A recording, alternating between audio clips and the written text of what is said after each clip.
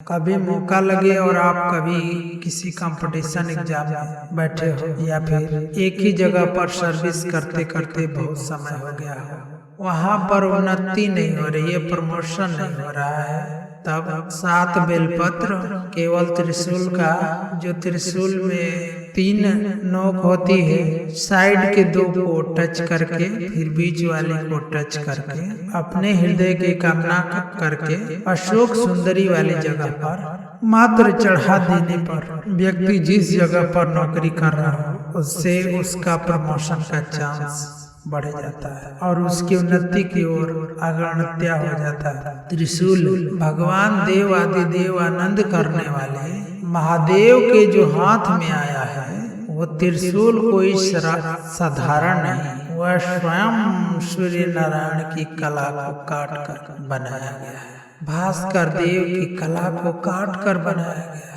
एक कलश जल, एक बेलपत्र, कभी कोई विशेष कार्य है, अटक रहा है, बहुत दिन से लगे हो, नहीं हो रहा है, एक कलश जल, एक बेलपत्र। शिव मंदिर में जब बेलपत्र लेकर जाएं, बेलपत्र रखे सीधे हाथ में, उसके ऊपर रख लिया कलश, उसमें जल भरा हुआ हो, अपनी कामना कर मंदिर में पहुंचकर कलश को उल्टे हाथ में लेकर बेलपत्र को पहले अशोक सुंदरी वाली जगह पर, ये डंडी का जो भाग है जहाँ से पानी बहता है, अशोक सुंदरी का जो जगह है, और ये पत्ती उस जगह पर रख दे जो अशोक सुंदरी वाली जगह होती है, और शंकर भगवान को सीधे हाथ में जल लेकर अशोक सुंदरी वाली जगह पर जल समर्पित कर शंकर भगवान के चारों ओर जल छोड़कर फिर शिव जी के शिवलिंग पर जल समर्पित करना।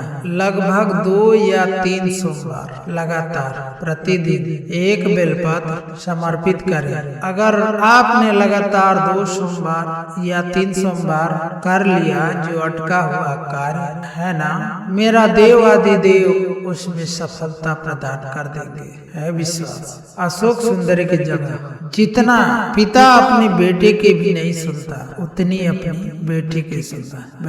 बेटा माँ को प्रिय होता है और बेटी बाप को प्रिय होती है, बेटी पिता को प्रिय है। आप अशोक सुंदरी से अपनी बात कह सकते हैं। फेसबुक और यूट्यूब पर जितने भी सुनने वाले हैं, बहुत सावधानी से सुनना। यदि घर में बहुत ज्यादा मात्रा में बीमारी हो, एक बीमार हो रहा है, दूसरा ठीक हो रहा है, दूसरा बीमार हो रहा है, तीसरा ठीक हो रहा है, और ज्यादा बीमारी अगर घर में पकड़ कर रखी हुई है, तो प्रयास करिएगा। दुर्वा जानते हो जो गणेश जी को चढ़ती है, दुर्वा, 7 दुर्वा का जल, 7 दुर्वा का जल भगवान शंकर को समर्पित करने का प्रयास करिएगा। जब दुर्वा का जल हम भगवान शंकर को समर्पित करते हैं, पर उसका एक नियम है। दुर्वा का जल के घर में अगर घर में बीमारी ज्यादा है तो जो जल दुर्वा का लेकर जाते हैं,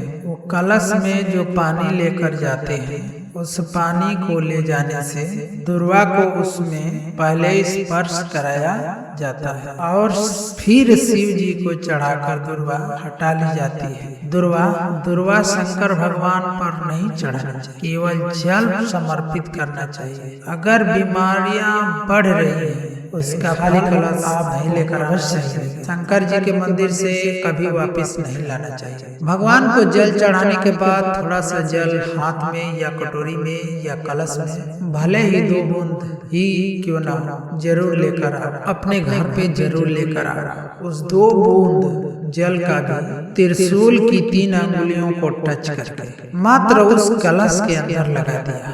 जल भी आपने घर पे छोड़ दिया या फिर उसका आचमन मात्र घर पे कर दिया, तो व्यक्ति का यश बढ़ना अपने आप ही प्रारंभ हो जाता है। उसकी यश में प्राप्ति होने लगती है, दूर दूर तक यश फैलने लगता है, उसको यश की वृद्धि होने लगती है, उसको यश की प्राप्ति होने लगती है। त्रिशूल का दान, त्रिशूल का स्पर्श एक बहुत अच्छी बात कहना चाहेंगे, आपके स्मरण में रहना चाहिए। बहुत सुंदर शब्द है। कभी अगर मौका लगे और शंकर भगवान को बहुत सुंदर श्रृंगार हो गया। शिव जी पर माला भी बहुत अच्छी चढ़ी है, बेलपत्र भी अच्छी चढ़ी है, धतूरा भी अच्छा चढ़ा हुआ है, फूल भी अच्छे चढ़े हुए हैं, और आपने देख लिया शिव जी का बहुत अच्छा श्रृंगार हो गया है। यदि तुम्हें कभी मौका लग जाए और तुम्हारे पास में एक सुंदर सी माला हो, तो आप पुजारी जी को या पंडित जी को कह दो शिव जी का अच्छा श्रृंगार हो गया हो, तो वह माला केवल त्रिशूल के, जो त्रिशूल है उस त्रिशूल पर उस माला को यदि आप टांग भी दिया तो भी आप उन्नति की सीढ़ी पर आगे बढ़ना प्रारंभ कर दोगे।